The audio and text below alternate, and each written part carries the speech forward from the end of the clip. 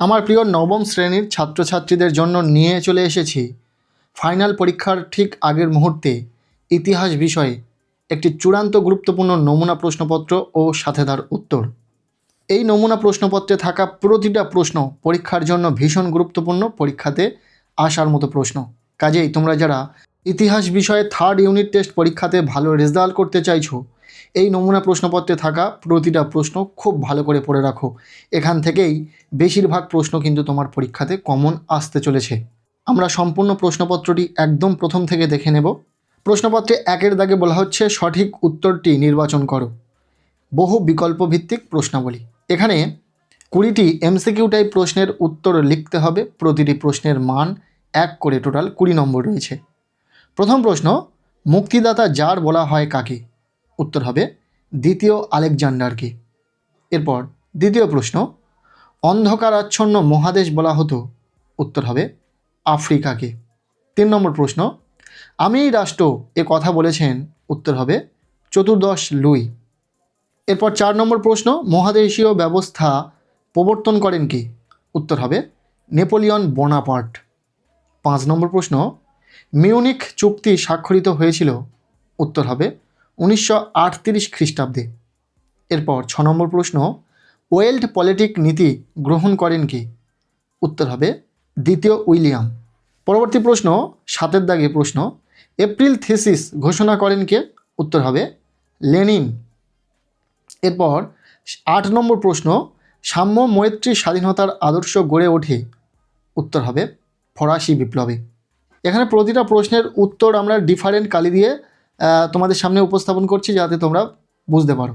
আর এখানে থাকা প্রতিটা প্রশ্ন খুব ভালো করে পড়ে রাখো। এখান থেকেই কিন্তু বেশিরভাগ প্রশ্ন কমন পেতে চলেছো। প্রত্যেকটি প্রশ্ন কিন্তু ইম্পর্টেন্ট প্রশ্ন। নেক্সট 9 নম্বর প্রশ্ন, রাশিয়ার বিসমার্ক নামে পরিচিত ছিলেন? উত্তর হবে স্টলিভিন। এরপর 10 নম্বর প্রশ্ন, জাতিসংঘের প্রথম অধিবেশন বসে কত খ্রিস্টাব্দে? উত্তর হবে 1920 খ্রিস্টাব্দে। 11 নম্বর প্রশ্ন, আমি বিপ্লবের সন্তান এই উক্তিটি করেছিলেন?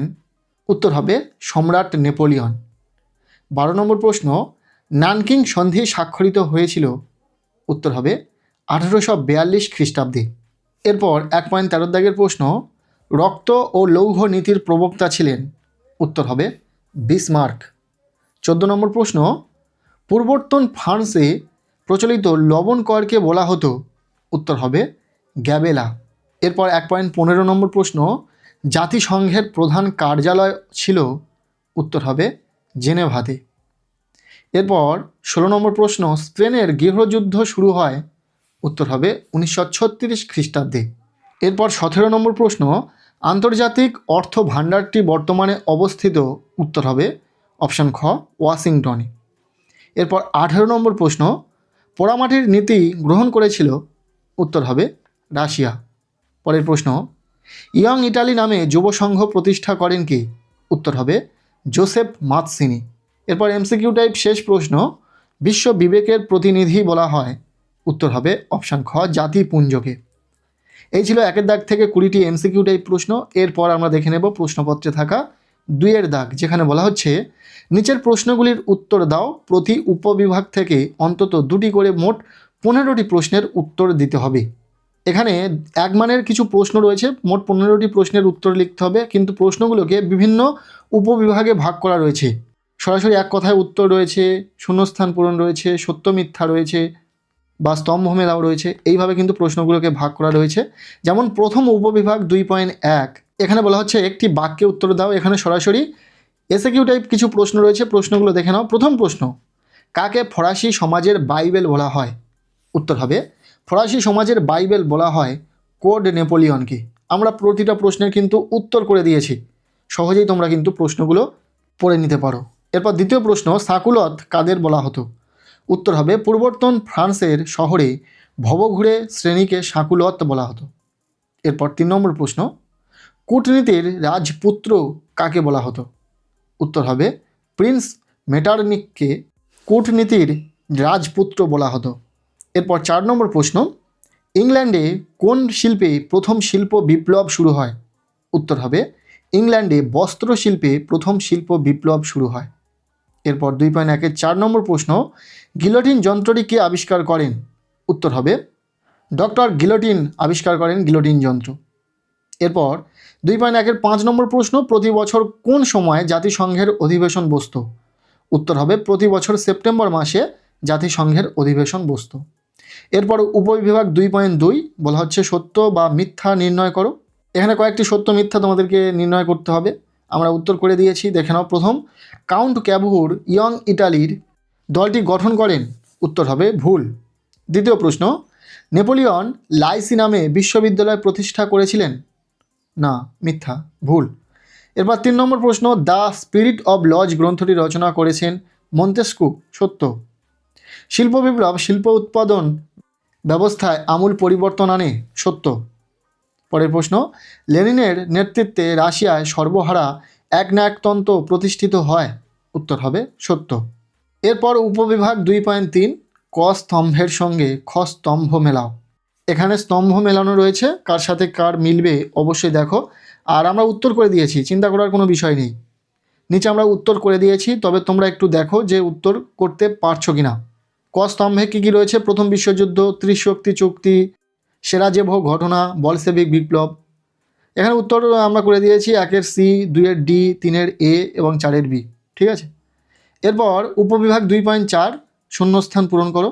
এখানে বেশ কয়েকটি শূন্যস্থান পূরণ করতে হবে। প্রশ্ন রয়েছে, প্রতিটি প্রশ্নের মান কিন্তু 1 নম্বর করে। প্রথম প্রশ্ন, ড্যাশ যোগ্যতমের উদ্বর্তন তত্ত্ব প্রচার করেন। উত্তর হবে ডারউইন। দ্বিতীয় প্রশ্ন, সম্রাট নেপোলিয়নের পতনের পর ফ্রান্সের সিংহাসনে বসেন কে? উত্তর হবে অষ্টাদশ লুই। এখানে যে প্রশ্নগুলো রয়েছে প্রতিটা প্রশ্ন কিন্তু ভীষণ ইম্পর্টেন্ট, পরীক্ষাতে আসার সম্ভাবনা রয়েছে। খুব ভালো করে প্রশ্নগুলো তোমরা পড়ে রাখো। আমরা প্রতিটা প্রশ্নের উত্তর করে দিয়েছি শুধুমাত্র তোমাদের সুবিধার্থে। এরকম শুধু ইতিহাস নয়, সমস্ত বিষয়ের নমুনা প্রশ্নপত্র সাজেশন আমরা শেয়ার করছি। তাই আমাদের এই চ্যানেলে যারা নতুন, চ্যানেলটিকে সাবস্ক্রাইব করে রাখো। 3 নম্বর প্রশ্ন, ত্রিশক্তি মৈত্রী স্বাক্ষরিত হয়। উত্তর হবে 1907 খ্রিস্টাব্দে। 4 নম্বর প্রশ্ন, মাতসিনি ড্যাশ খ্রিস্টাব্দে ইয়ং ইটালি নামে একটি যুব সংঘ প্রতিষ্ঠা করেন। উত্তর হবে 1831 খ্রিস্টাব্দে। এরপর প্রশ্নপত্রে রয়েছে 3-এর দাগ, বলা হচ্ছে 2টি অথবা 3টি বাক্যে নিচের প্রশ্নগুলির উত্তর দাও, যে কোনো 11টি। এখানে রয়েছে 2 মানের কিছু গুরুত্বপূর্ণ প্রশ্ন, প্রতিটি প্রশ্নের মান 2 করে, টোটাল 11টি প্রশ্নের উত্তর করতে হবে। সো 22 নম্বর রয়েছে। প্রশ্নগুলি দেখে নাও, প্রশ্নগুলো কিন্তু ভীষণ ইম্পর্টেন্ট, খুব ভালো করে তোমরা দেখে রাখো। প্রথম প্রশ্ন, ওছি ব্যবস্থা কি? দ্বিতীয় প্রশ্ন, রক্ত মাখা রবিবার কি? 3 নম্বর প্রশ্ন, ফরাসি বিপ্লব পূর্ববর্তী ফ্রান্সকে কেন ভ্রান্ত অর্থনীতির জাদুঘর বলা হতো? 4 নম্বর প্রশ্ন, রুশ বিপ্লবের 2টি গুরুত্ব উল্লেখ করো। 5 নম্বর প্রশ্ন, কোন সময়কে কেন নেপোলিয়ন যুগ বলা হয়? প্রতিটা প্রশ্ন ভীষণ গুরুত্বপূর্ণ। এরপর 6 নম্বর প্রশ্ন, করভি কি? 7 নম্বর প্রশ্ন, বিসমার্কের রক্ত ও লৌহ নীতি বলতে কি বোঝো? এরপর 8 নম্বর প্রশ্ন, আফ্রিকাকে কেন অন্ধকারাচ্ছন্ন মহাদেশ বলা হয়? 9 নম্বর প্রশ্ন, কাকে কেন মুক্তিদাতা জার বলা হয়? ফ্রাঙ্কফুর্ট পার্লামেন্ট বলতে কি বোঝো? কেন নেপোলিয়নকে বলা হয় বিপ্লবের ধ্বংসকারী? ভেটো কি? রক্তমাখা রবিবার বলতে কি বোঝো? এই প্রশ্নটি আগেও দেওয়া রয়েছে, তোমরা দেখে নিতে পারো। এরপর 14 নম্বর প্রশ্ন, জাতিপুঞ্জের সাধারণ সভার গুরুত্ব উল্লেখ করো। এই যে প্রশ্নগুলি তোমরা দেখলে, যারা একটু পড়াশোনা করেছো নিশ্চয়ই বুঝতে পারছো এই প্রশ্নগুলো কতটা গুরুত্বপূর্ণ। প্রতিটা প্রশ্ন ভীষণ ইম্পর্টেন্ট, খুব ভালো করে পড়বে। এরপর আমরা দেখে নেব প্রশ্নপত্রে 4-এর দাগ, বলা হচ্ছে 7 বা 8টি বাক্যে নিচের প্রশ্নগুলির উত্তর দাও। 6টি প্রশ্নের উত্তর লিখতে বলা হচ্ছে। মূলত এখানে 4 মার্কের বড় প্রশ্ন রয়েছে, 6টি প্রশ্নের উত্তর লিখতে হবে, টোটাল 24 নম্বর। প্রতিটা প্রশ্ন কিন্তু গুরুত্বপূর্ণ, দেখে নাও প্রশ্নগুলো। টিকা লেখো এমস টেলিগ্রাম, ভীষণ ইম্পর্টেন্ট, খুব ভালো করে পড়ো। দ্বিতীয় প্রশ্ন, ফরাসি বিপ্লবে সাকুলতদের অবদান কী ছিল? এটিও গুরুত্বপূর্ণ রয়েছে। এরপর 3 নম্বর প্রশ্ন, ইংল্যান্ডে প্রথম শিল্প বিপ্লব হওয়ার কারণ কি? নেক্সট 4 নম্বর প্রশ্ন, কোড নেপোলিয়নের গুরুত্ব অর্থাৎ তাৎপর্য লেখো। এরপর 4.5-এর প্রশ্ন, ইটালির ঐক্য আন্দোলনে মাতসিনির অবদান, ভীষণ ইম্পর্টেন্ট, খুব ভালো করে পড়বে। এখানে যে 2 মানের প্রশ্নগুলো এবং 4 মানের প্রশ্নগুলো রয়েছে, প্রতিটা প্রশ্ন গুরুত্বপূর্ণ। আচ্ছা, এরপর 4.6-এর দাগের প্রশ্ন, টিকা লেখো টেনিস কোর্টের শপথ, এটিও গুরুত্বপূর্ণ একটি প্রশ্ন। 4.7-এর প্রশ্ন, নেপোলিয়ন কী কারণে মহাদেশীয় অবরোধ ব্যবস্থা জারি করেন? 4.8-এর প্রশ্ন, টিকা লেখো ভাইমার প্রজাতন্ত্র, এই 8টি প্রশ্নের মধ্যে তোমাদেরকে 6টি প্রশ্নের উত্তর লিখতে হবে এবং এখানে যে প্রশ্নগুলো রয়েছে প্রতিটা প্রশ্ন গুরুত্বপূর্ণ। নেক্সট আমরা দেখে নেব প্রশ্নপত্রে 5-এর দাগ। এখানে বলা হচ্ছে 15 বা 16টি বাক্যে যে কোনো একটি প্রশ্নের উত্তর দাও। এখানে 8 মানের একটি প্রশ্নের উত্তর লিখতে হবে। পরীক্ষাতে তোমরা 3টি প্রশ্ন পাবে। এখানে যে 3টি প্রশ্ন রয়েছে প্রতিটা প্রশ্ন গুরুত্বপূর্ণ।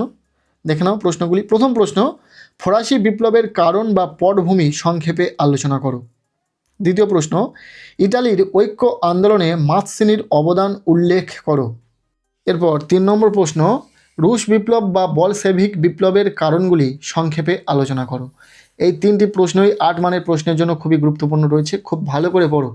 এই ছিল নবম শ্রেণীর 3rd ইউনিট টেস্ট অর্থাৎ ফাইনাল পরীক্ষার একটি নমুনা প্রশ্নপত্র ইতিহাস বিষয়। এই প্রশ্নপত্রে থাকা প্রতিটা প্রশ্ন পরীক্ষার জন্য গুরুত্বপূর্ণ রয়েছে, খুব ভালো করে পড়ো।